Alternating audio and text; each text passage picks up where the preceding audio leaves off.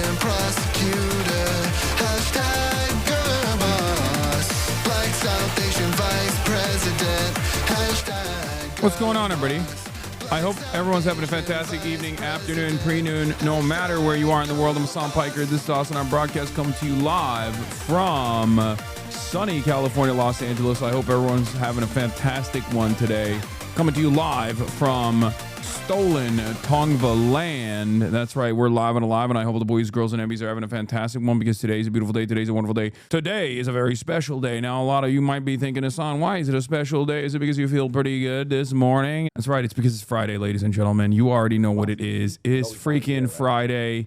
You've literally been catching up to JIANG. I've been catching up to JIANG, 31-month subscriber. You are literally getting mad at JIANG clips the same way people clip you. Oh my God. Oh my God. I have to purge this community of all of the fucking Jimmy Dore style freaks, please. Oh my God. I just need a whiteboard, I think. That'll be incredibly convincing for these guys. Maybe our community is actually kind of dumb. Yes, this community is comprised of people that are heterodox thinkers because socialism, communism, anarchism in the Western world is not a normal ideology that people share. It's not the same as China, okay, where the norm is to be like, yeah, I'm learning about Marxist-Leninism in college.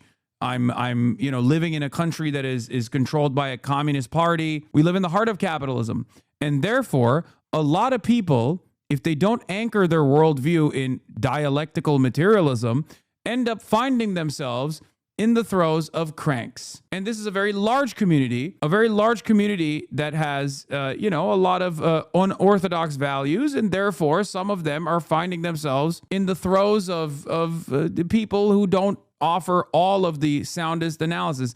I admit he gets into crazy ideas in history class, but they are silly, but the analysis is good. Okay. I've been saying JIANG is like the Joe Rogan of Geopol, dumb guy, smart guy, and you collabing with him would unironically bring a ton of new people open to one-on-one radicalization. I mean, I want to talk to him. I've reached out to him because I want to understand like where he's coming from. Yeah, like this one is crazy. He said Israel and Germany are going to be the great superpowers. America done. China done. The next great empires, Germany, Japan, Israel. Not because they're powerful now, but because they've been destroyed before. Humiliation is the greatest teacher in history.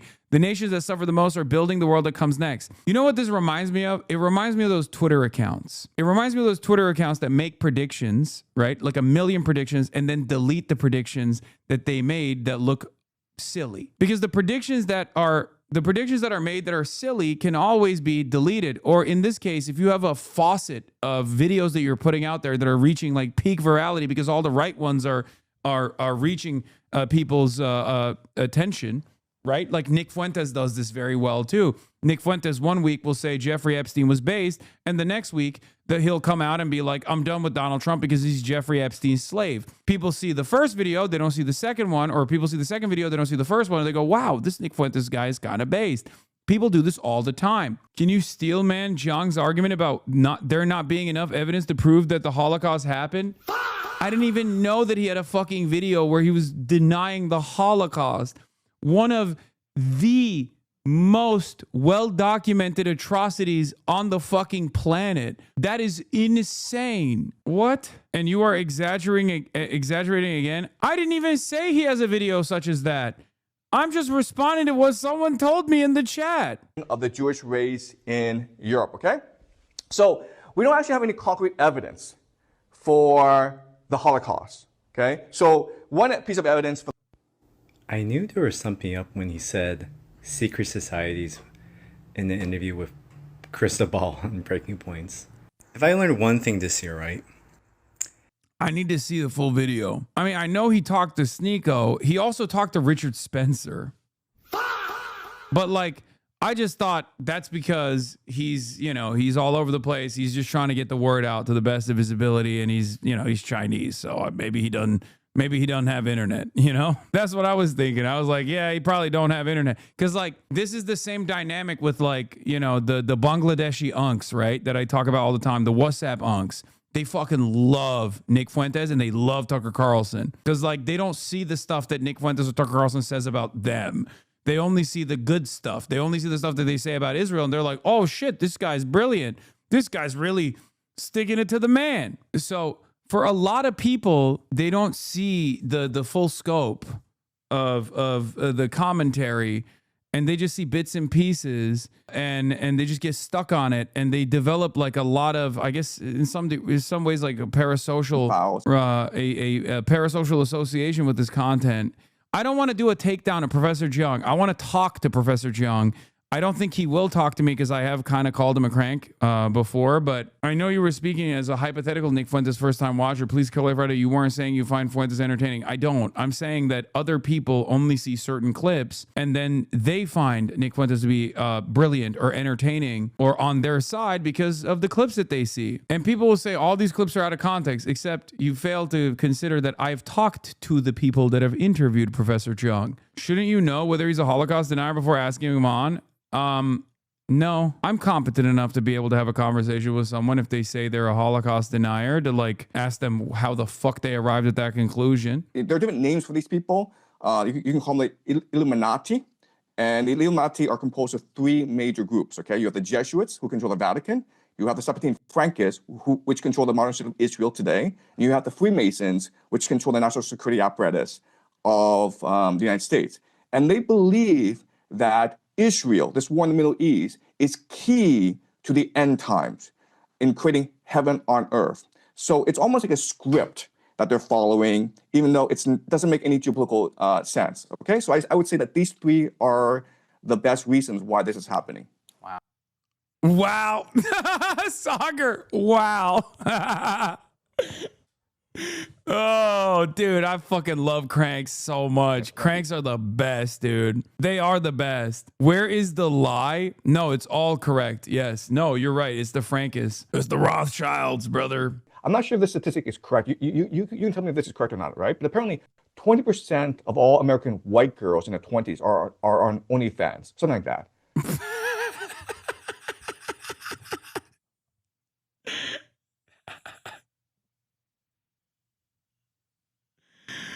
Oh, like what the fuck? Oh, this guy, this skeptics website did the math. What is this? I have not been able to find reliable statistics supporting the claim that 1 of 5 white American women in their 20s are on OnlyFans, either as creators or as users. Available statistics seem much smaller. For example, some estimates suggest about 2% of American women aged 18 to 45 are creators on OnlyFans, which is far below 20%.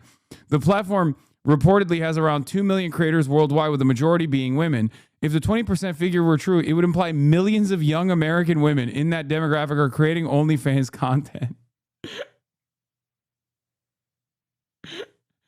Bro, I was excited when I first saw him and was talking about using game theory for predicting the future. I thought he was going to actually do some game theory, and it was just his speculations based on a lot of unconventional but true statements. The game theory is just a scenario with interests of some of the parties he lists beforehand.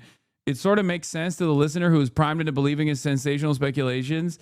I mean, yeah, if what is anchoring his worldview is like Frankists that control Israel and Jesuits that control the Catholic Church, the Vatican, and all this other stuff, like, yeah, of course he's gonna arrive at like some wildly speculative ideas as well. Okay, let's do the OnlyFans clip. Let's finish that. I'm not sure if you've heard this, but just the idea that you have a percentage of American white girls in the 20s all on OnlyFans, that's just incredible to think about, okay? And you know, like the people joke that that's what America wants to do. America wants to liberate Iranian women so that they can go on OnlyFans and enjoy American corruption and decadence, all right? So this statistic says on Google that for women aged 18 to 24, roughly 14% are active on OnlyFans. So that's 18 to 24.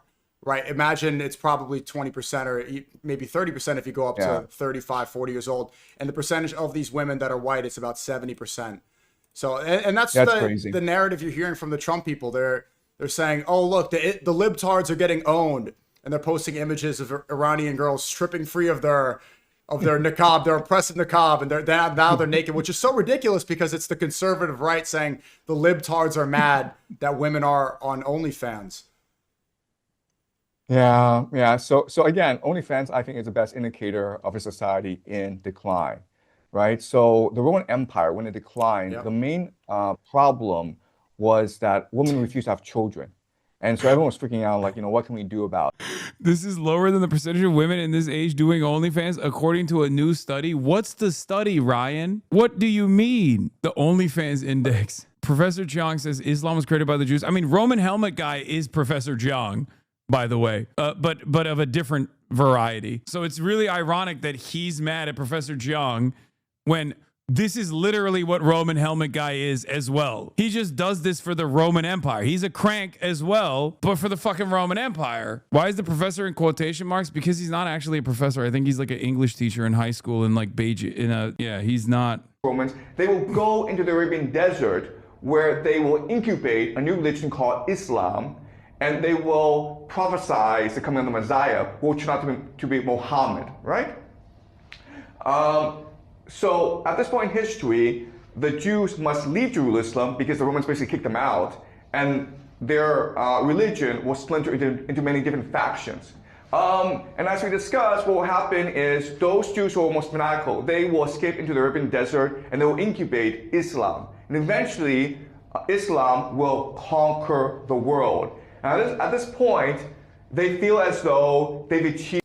Dude, okay. Everyone needs a Nation of Islam style theory. So Professor Jiang fills that void for people that are looking at the senseless bloodshed and trying to make sense of it, okay? Because, like, this is low-key, Dr. Yakub. Like, this is Dr. Yakub for swagged out white boys who are trying to make sense of why America and Israel are just, like, fucking dominating this region and pummeling it into oblivion, but refuse to base their analysis in any sort of like previous communist thought. I just want you all to know that no one knows who this guy is in China, and we're all laughing at you for listening to him. Okay, calm down. This guy is China's greatest mind.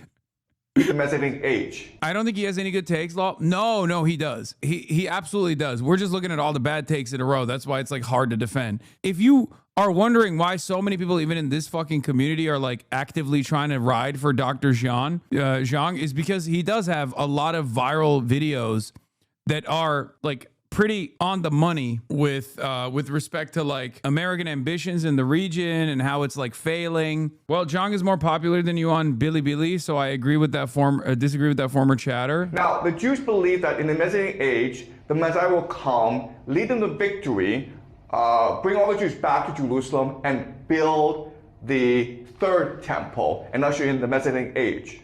Okay, and that's what they believe happened. And so this is the Al-Aqsa Mosque in Jerusalem. And this is meant to be the third temple. Over time, what will happen is they will change it to become a center of Islamic worship. But in the beginning, it was really the third temple. I cannot believe that I literally sidestepped away from two actual brilliant thinkers that have spent a lifetime, Chris Hedges being a investigative reporter that has broke incredible fucking stories, and Professor Mersheimer, who is probably one of the most important realpolitik academics in the country, to literally watch Professor Jiang clip compilations. We are a deeply unserious community. What the fuck is wrong with me? And what the fuck is wrong with you? Oh my God. We literally took this sidestep because someone literally said, Professor Jiang and Professor Mersheimer agree on everything. I'm so stupid. I'm going back to serious shit, please.